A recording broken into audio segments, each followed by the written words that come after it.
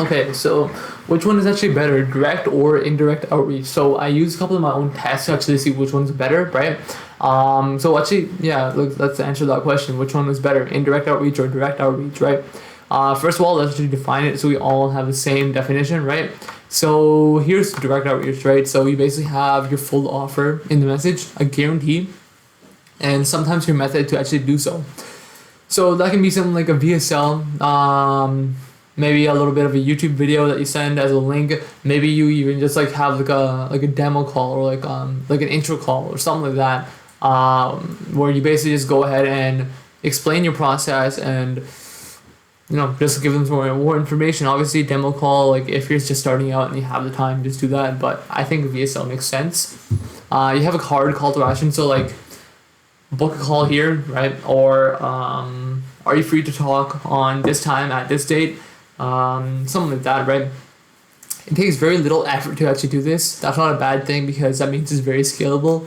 And you also get pretty high quality meetings from this, but the actually getting the qualified like meetings, that actually depends on like what you actually do, right?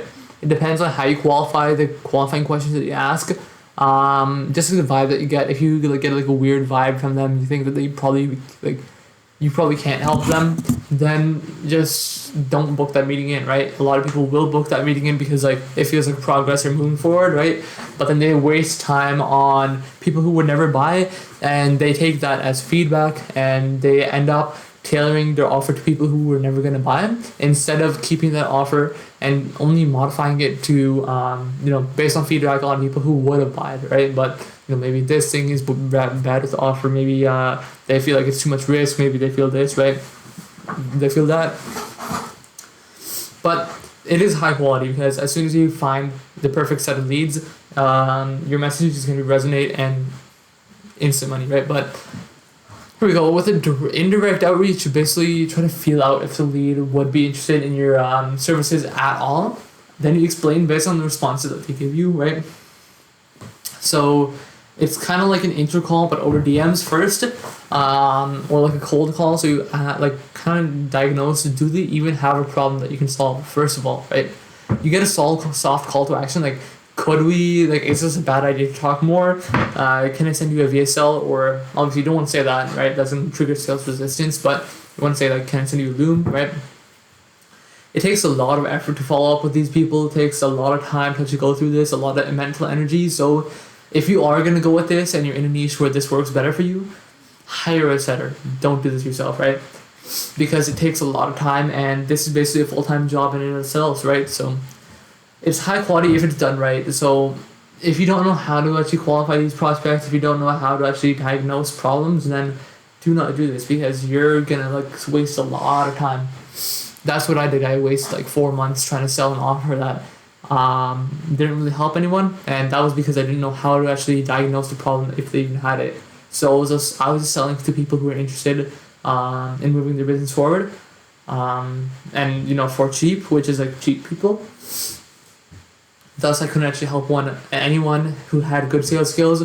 So I got them meetings, appointments, shows, but they couldn't convert, so no results. But I don't know. I'm not gonna go too deep into that. But there's 2 examples of scripts that you can use that I'm just gonna go over. So, like, hey, I saw that you're a realtor. I can get you 10 new deals closed without Facebook ads, Realtor.com or Zillow. Worst case scenario, you got to keep my system for free. Are you free to chat sometime Wednesday, right? That's an example. Another example for an indirect offer. I have 2 examples here. So the first one is kind of like upfront, but then you also like it's kind of indirect. So you basically go like, hey, I might be able to get you some more listings, right? But I just want to make sure that you're a full-time realtor, right? That makes sense. It flows well, right? You don't want to be like, okay, hey, I might be able to get you more chiropractic patients, right? But first of all, are you even willing to invest into Facebook ads, right? So like that just like doesn't make sense. It doesn't really flow. You're triggering sales resistance, right? You have to have some sort of qualifying question that will actually help you and determine if they can actually be helped and if they're the kind of person who can get a lot of results. And yeah, your qualifying question has to be like that, and it also has to flow well. It can't like, I guess, give away what you're trying to sell, right? If you like with that last example, like, are you willing to invest into Facebook ads, right? If people have been burned with Facebook ads, they won't respond to your qualifying question, right? So later on, then there's another example that I've been using. It works really well in saturated niches, right? Basically, like you go in acting as a customer, like, hey, do you do X service? Do you do this? Do you do that? Right? And then you, like, when they respond, you don't really care about the answer. You just care about them actually responding. People who respond, then you can be like, okay, awesome. I have an idea to get you more listings. I had an idea to get you more chiropractor patients, right? Can I tell you about it? That's like, it works really well, especially if you get like 30 or 40% response rate. Especially in certain industries, it's really easy to get that. Like mortgage brokers, that's a really easy industry to go get like meetings booked in, but you have to have an amazing offer, right? If you're selling Facebook ads and you're like, hey, I have this amazing new system, and then you waste all the time, and then you're like, oh yeah, it's just Facebook ads to go high level, right? Like you're a disgrace, basically, like in their eyes, right? A disgrace to people in like sales community. So you have to make sure that like how you're actually going about this, and how you're like what your offer is actually something new. Because if you have a new idea, or hey, like you go with this like a, hey, I have a new idea for you, I have this awesome idea. If you go with that script, then it has to be a good offer. But let's just go into the results that I had. So basically, with the indirect offer, I don't really go too hard with the outreach here, but this is just basically the results of like indirect outreach. So 1,000 messages, 4 calls booked, right? I didn't really send any of those messages, so it's not like it took like a lot of effort for me, but I got 2 shows, 0 qualified individuals, right? And I got an 8.6 reply rate, so 8.6% reply rate. Most of the accounts are inactive, so that's the likely cause of why people like didn't respond. In the mortgage broker niche, it's like 30 to 40%. Real estate, 30%. Chiropractic might be like 20% because not all of them, are very active on there. Dentist is more like 10%, or maybe 15% from what I've seen. Because you're most likely just like messaging the social media manager on the dentist page, or you're just like messaging the marketing manager, and you're not really messaging like the owner. So you have to find that owner's profile, and that becomes hard on Instagram. On Facebook, it might be a little bit easier because you can get groups and stuff, but it depends on the niche. But 74% of the people who actually replied and saw my initial message, right? They saw my subsequent pitch message. So in this case, it would be just like actually sending the like the VSL. In this case, it would just be sending the second message. Awesome, I have an idea to get you more greatest desire. 56.3% of the people replied, who actually replied and saw the subsequent message, right? Pitch message, they replied and they were interested. And 44% of those people actually wanted to book and got a Calendly. 25% of those people actually booked, and 50% of those people showed. So this is like a small data set. You can't exactly conclude, but this is like the exact numbers. But 50% showed. 100% were qualified, or sorry, interested, but 0 were qualified. With the direct offer, right? So you have about 27% of people who actually got sent a VSL. They actually viewed it. So with the direct offer, I did track it, but I kind of got mixed into something else, and I lost that data. But it was around like 200 messages, right? So I sent 200 messages. I sent those VSLs out, right? I got 27% of the people who actually got the VSL to actually view it, and basically all the way through, or at least until 75%. That's what it counted as view. People who got to 75% of the video, or 3/4 of the way through the video, they responded, and that's about 71% of those people. And almost everyone who actually responded, they booked. Around 80% of the people who actually responded, they booked. So that's 3 people who showed up. That's 2 people who were interested. 1 person who's qualified, and that 1 person got closed for me. So if you take a if you took a look at the total messages sent between both of these, so indirect messages and direct messages, 51 people actually received VSL. So it was like 300 messages. So then 51. That's 17% of people actually got sent a VSL. So it might seem a little bit low, but if you take a look at it, it's basically just a response rate. Anyone who actually responded to the direct offer, they got sent a VSL, and those people are like who actually are interested in what, like, in some sense, right?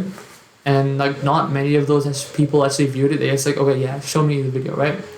And then a lot of the people who actually viewed the video to like a decent point, they understand it, the video, they understand what I do, why I'm valuable with my offer. Their beliefs have been broken by watching that video. So it does a lot of the selling for me on the sales call. It's mainly just like talking to the person. I'm not really selling anything. But I go through that. I actually got a qualified person, right? From less messages, I didn't really change much. I had this like similar lead list. I had it from the same sources, right? And the only thing that changed was really just the direct or indirect outreach, right? So why does direct work better than indirect, or why would indirect work better than indirect in some cases? So with a direct offer, you have everything laid out on the table, well, almost everything, and then the prospect can see it. They can see this is the exact number of meetings of like whatever I need to actually get to my end goal, right? And this guy can provide me that with X guarantee, with this full offer. He's solving these problems for me, right? You go all into detail about all of that in the VSL, but you go through that, right? If they're interested, they're going to be replying. So the response rate is going to probably be lower compared to indirect people or indirect outreach, but it's going to be a lot better because, you know, you're not really wasting time on this. So if you don't have money to hire a setter, this is basically like, you know, they're very efficient. But it depends on, you know, the industry, right? So with an indirect offer, if they want to move their business forward, they'll apply. And in a lot of cases, the way that you actually make the indirect outreach actually structured, you kind of attract low quality people. So if you can scrape leads, then you can just do a direct strategy. You can get all of these people like pre-filtered like that and get high quality meetings with less effort, so you don't have to hire a VA or a setter. But then if you're like attracting low quality people through indirect offers and outreach, then it just like means that you're probably not like optimized. You probably haven't optimized everything. You're probably not doing you probably not have like a great offer. Like there's a lot of things, right? But you should probably be moving to a direct offer in that case if you're attracting low quality people through an indirect offer. But if you like can't scrape leads or anything like that, it might require more effort or energy to actually get a person to book. Like people I know who are booking B2B SaaS companies, they like these kind of people, they do like millions and billions in like EBITDA or like whatever that is, right?